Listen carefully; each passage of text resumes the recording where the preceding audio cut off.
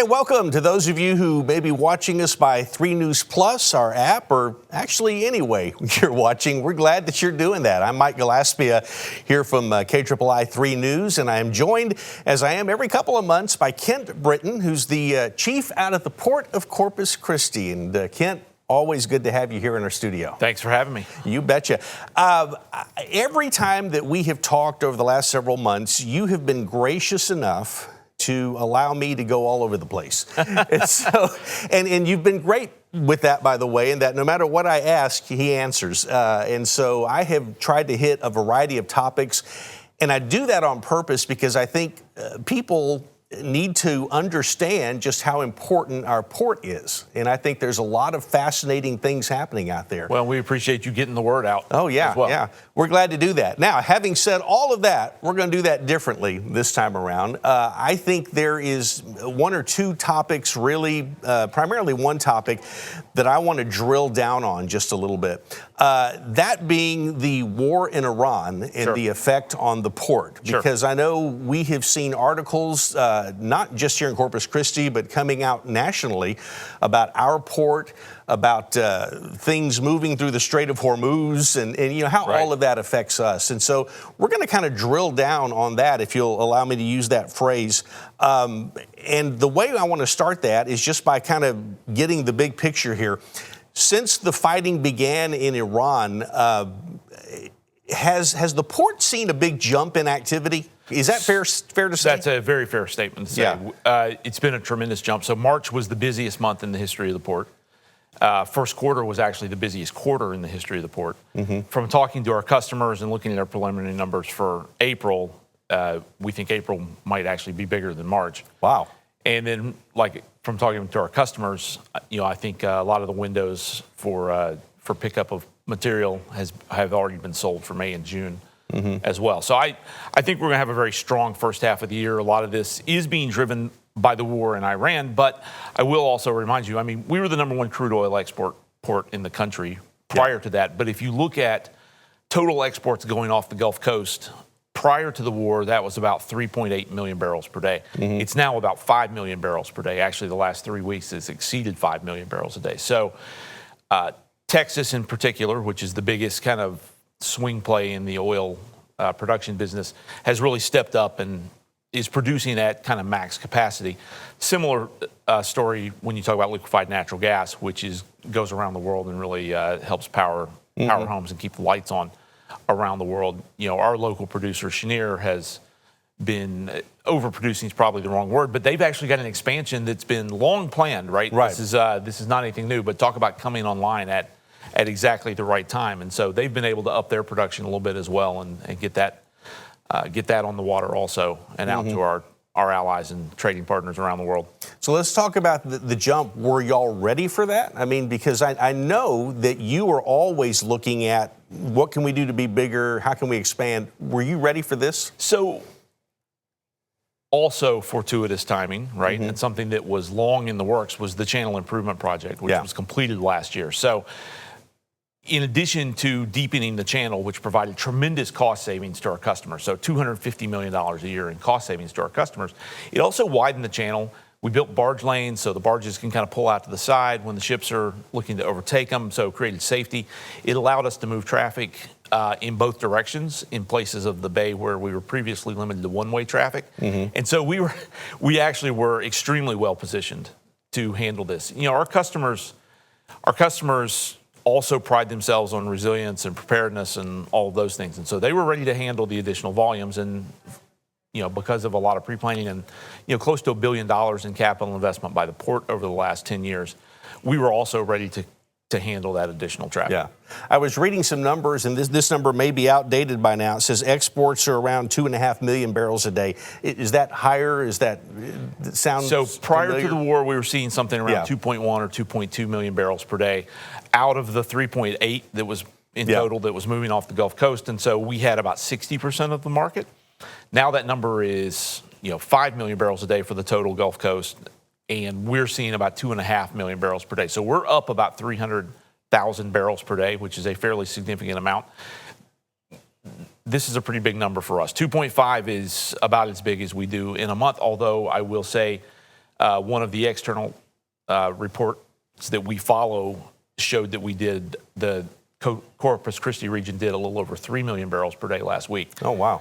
So that's volume coming down the pipelines, but also volume that's being drawn down out of storage as well. You were mentioning as we began setting records, in your history. I mean, talking, and that's a long history right there. It is. And so that's pretty impressive right there. But it does beg the question, okay, so if we're setting these records, if we've seen this jump, how close are we to the port's limits right now? We're pretty close. Yeah. So when you talk those numbers, if we're talking just crude oil, when we talk 3 million barrels per day, there's enough dock capacity and enough storage capacity for our customers around here to probably do something in the 3.5 million barrel per day range. There's only about 2.5 million per day of pipeline capacity, though, coming out of the Permian and through the Eagle Ford. So we're basically capacity. Pipelines are 90% full at this point.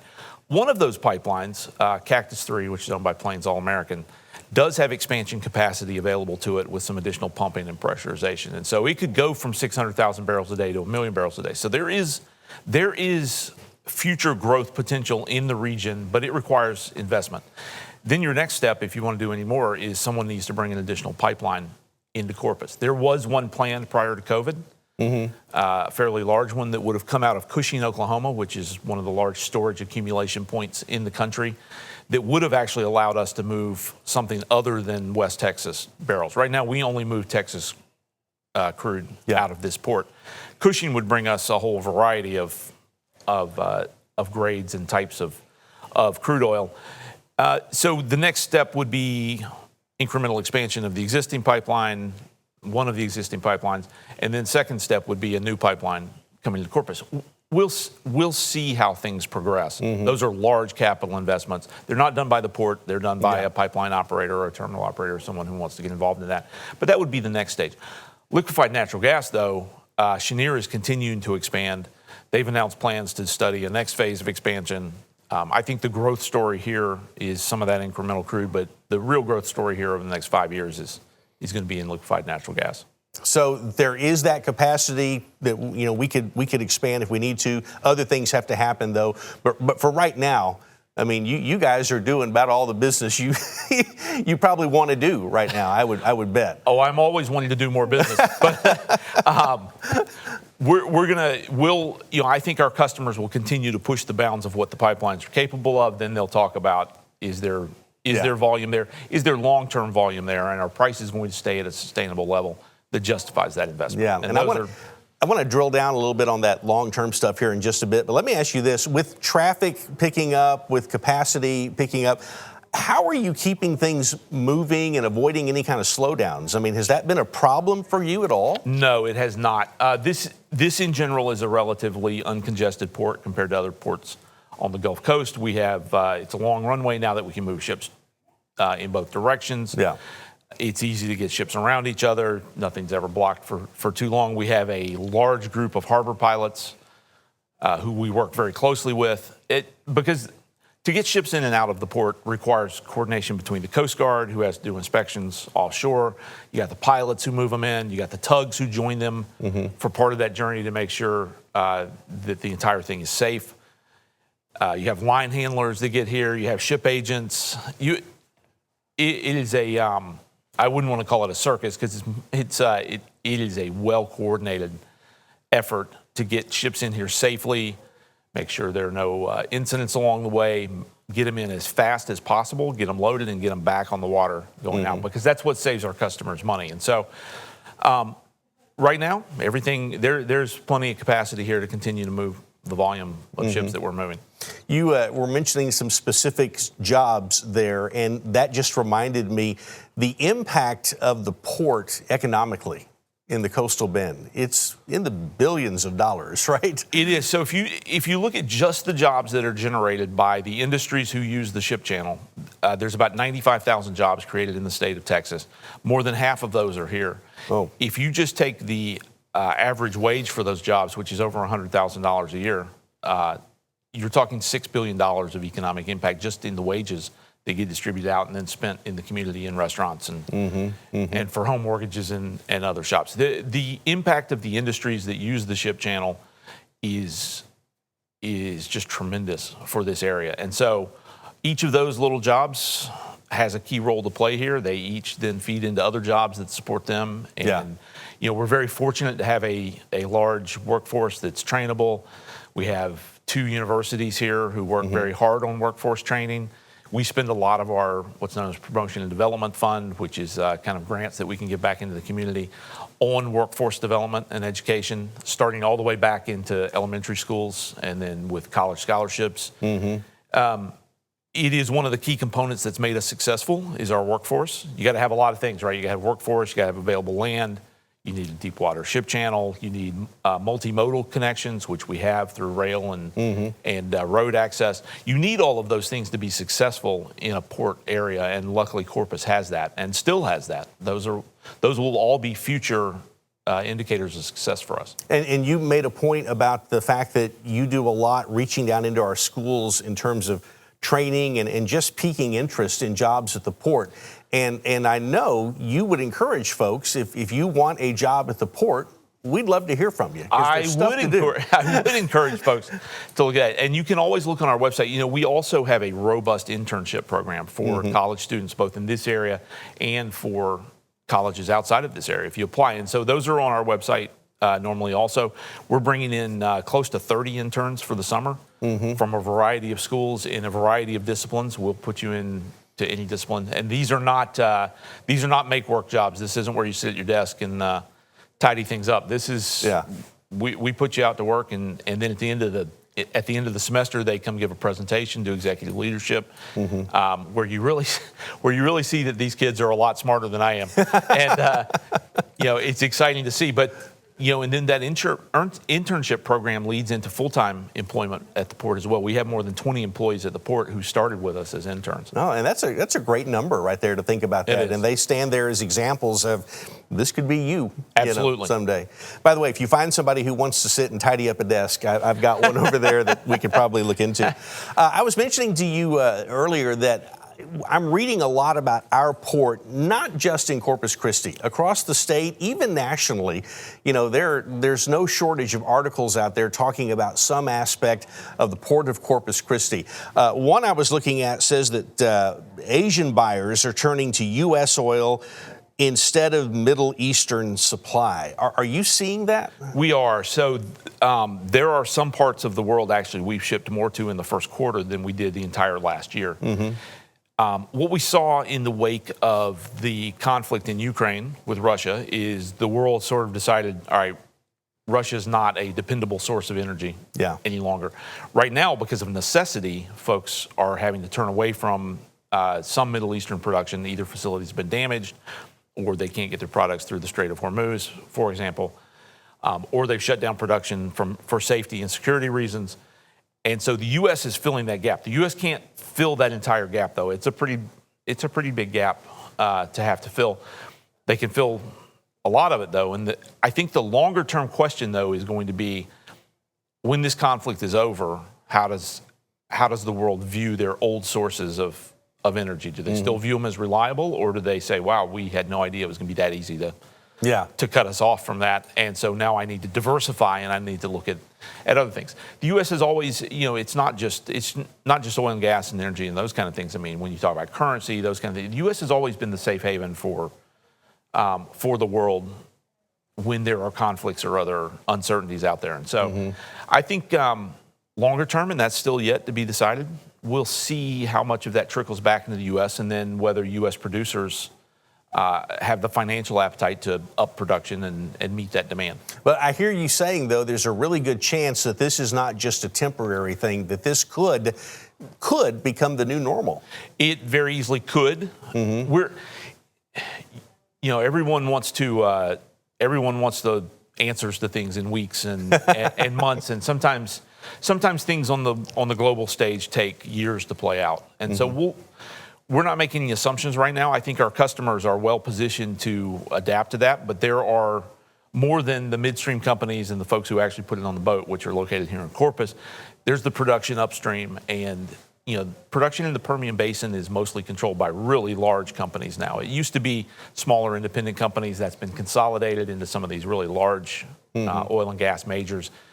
And they've had a lot of discipline over how they spend their capital versus returning funds to shareholders through stock buybacks and dividends and those kind of things. They're going to have to make a decision. Okay, oil looks like it's going to stay at $75, $80 a barrel for an extended period of time, so that makes our investment worthwhile to go into the Permian, drill new wells. Because one thing the oil and gas industry has done a great job of the last 20, 25 years is innovating and figuring out how to get more with less. And so the more money they're spending out there on new development, the more likely they are to say, hey, there's a better way to do this, there's a more efficient way to do this, and just continue to up that production in a more efficient manner. And so my personal opinion is there will be a long-term shift, and the U.S. is going to see a benefit of this.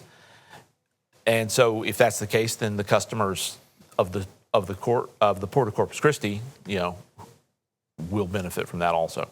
What gives you the edge when we're talking about energy exports? Why Port of Corpus Christi over other ports? Yeah, so that's a great question. I touched on a little bit of it earlier. Yeah. It's not just the port; it's the region in general, right? So there's a great workforce here that's trainable. There's great universities that prepare those workforces to work in industry.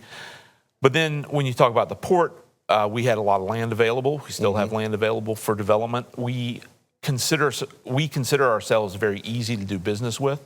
We are a landlord port. We don't operate. Right. Like if you go up to Houston operates container terminals, for example. We don't. We're more of a landlord port. We hold parcels of land. We'll lease those out to our customers, but then we'll work with our customers and we'll use some of our capital, for example, to build the dock or other improvements on the site. And then they can pay us back over a period of time that would be longer maybe than their private investors would find acceptable, because we're a governmental agency. And so we have some of that flexibility. So we're easy to do business with. We've got the deepest ship channel on the Gulf Coast, which is a tremendous advantage if you're moving heavy things like crude oil. And you got the workforce, the land. It all came together. This is a great place to do business. Let me jump back to the conflict in Iran. As we're recording this, the conflict is still active to some degree or another. I mean, it seems to change every day. Let's say the tensions settle down and this thing ends.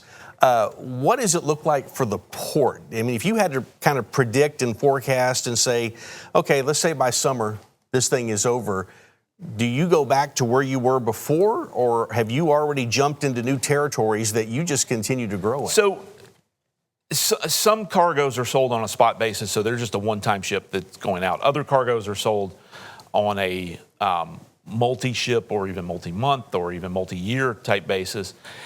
We'll end up somewhere in between. Yeah. So I think we'll see a short-term kind of disruption where the ships that are sitting out around the Strait of Hormuz now have to go somewhere and drop off all this oil and gas that's been loaded onto them over the last 3 months. So we may see a short-term one-time there you downturn. Go. You knew there was a phrase in there somewhere. Downturn, somewhere over the summer or a couple of months after this thing ends. Because like I said, cargoes for the next few months we know have already been sold, even though there's no certainty that the conflict is ongoing. And so we're prepared for that. As I mentioned right at the top, we were the number one crude oil export port in the country already, number two for LNG exports. If we drop back even to that level, right, we're still on a great, the community's still in a great position. Yeah, you still are going to be doing okay there at the Port of Corpus Christi. On the global scale, has any of this changed, do you think, the way the world looks at our port? I mean, you were getting a lot of attention before. Has what's happened in the last several months changed any of that? So I wouldn't say it's changed it, but it's certainly enhanced it. Okay. But I think you and I have talked about in previous conversations, when I go outside of Corpus Christi, particularly if we go to Europe, everyone knows who the Port of Corpus Christi is. Right. So 25% of the volumes that move out of Corpus Christi land in a single port in Europe, and that's the Port of Rotterdam. And so everyone knows that those volumes are moving from the Port of Corpus Christi. People know Corpus Christi's largest crude oil export port. If you're looking for crude oil exports, liquefied natural gas exports, you're talking about Corpus Christi worldwide. It's not always known locally. Locally, we don't mind touting this, but at the same time, we're just trying to get our jobs done here locally. And then we spend a lot of time, working through our promotion and development fund. How do we get out into the community and do grants and get into schools and do volunteer work and those kind of things. And then people go home and live their normal lives here. So it's outside of Corpus, though. I think the profile continues to rise, and I think really positively, we are getting more attention in Washington, D.C., which is... Well, that was my next question, was are you getting the help that you need from Washington? We are. We've got a great delegation up there. Because of the congressional redistricting, we're going from 1 congressional representative to 3 starting next year. But we also talk to folks outside of just our Corpus Christi delegation, our 2 senators and our congressman. They've been extremely helpful. Both senators and Congressman Cloud have been tremendous supporters of the port. But we talk to folks up in who represent the Permian Basin, for example, because what happens down here significantly impacts what's going on up in Midland and Odessa and what they can do is dependent a lot on what happens down here. Absolutely. And then at the same time, all of your ports try to accumulate all of that power of all of those representatives and senators when we need things that would benefit all of us. And so we need some things on dredging reform and reform on permitting with the Corps of Engineers and lots of those other things that would benefit all ports. And so we're talking with folks in Washington. Matter of fact, we're going up there a couple of times in the next 6 weeks. And we're just going to continue to push that agenda. And how do we make this port and other ports that would benefit also more efficient, more effective, and just continue to improve the lives of everyone who has to deal with this organization. Well, and I imagine, as you go up there, you're talking about being in Washington and delegations, you have to advocate for what is good for the port. And typically what is good for the port is good for this region. It should, if it's good for the port, it should be good for the region. Yeah. It should create more jobs, should allow us to attract more business, should allow us to do things in an environmental friendly way. There are lots of Washington organizations, federal organizations that we have to deal with and we have to get along with. And that the more efficient they are, the more efficient we can be. And that's to the benefit of everyone here in the Coastal Bend. You mentioned doing things in an environmentally friendly way. Let's shift the conversation a little bit, because I know recently you guys were talking about some new environmental guidelines. What can you tell me about that? Yeah, so we have we kind of have a cadence for our strategic planning at the port of 3 years. And so as we kind of update our strategic plan every 3 years, which we just approved, 4 or 5 months ago. Along with that, then following right on the heels of that, we update our environmental policy and precepts also. So we're kind of on a 3-year cadence for that also. And so we just did an updated environmental policy. We're trying to focus a little bit more on actions we can control. We're not a regulatory agency, so our customers don't have to answer to us, right? They have to answer to the TCEQ, Texas Commission on Environmental Quality, EPA, those kind of folks. But what we do try to do is control what we can control. So think about converting our fleet, for example, to hybrid cars, those kind of things where you can, or even fully electric if it makes sense. Reducing our water consumption. We've spent $12.5 million over the last 5 years on improving stormwater quality, to making sure that when it does rain here, that it doesn't wash across our ground and take anything that it shouldn't into the waterway, for example. Yeah, which is something people would not necessarily think about, but you have to be cognizant of. We are. Every single day, we have a fairly large environmental group for a port. We've got 9 folks full-time in our environmental group. They work on air permitting, water permitting, but then also work on really cool stuff like we make a commitment through our environmental policy to develop 50 new acres of marine habitat every 3 years. That's a significant amount of new marine habitat. Because of the channel improvement project that we mentioned earlier, we had a lot of dredge material available, and so we actually created about 400 acres of new marine habitat in the last 3 years. The last 1 million cubic yards of dredging on that project all went to refurbishing and renourishing the Nueces River Delta. And so we don't get a whole lot of opportunities to talk about that, right? We're always talking about commerce and how much tonnage is moving through and how our customers are doing those kind of things. But we take a lot of pride in what we do environmentally also. When we buy a piece of property, we then remediate it to residential standards. If there's any sort of spill or incident, those get remediated immediately back to residential standards. We have very high standards for what we do. We also, I'll just throw one more thing in there on the environmental side. We applied for a grant a couple of years ago through the EPA for kind of trying out some new clean energy type technology, and our 3 tug companies participated with us in that grant. New tugboats are expensive, tune of $40 million, those kind of things. We got grants so that each of those 3 can try on an electric tug. Same pulling power, no emissions though, so very environmentally clean.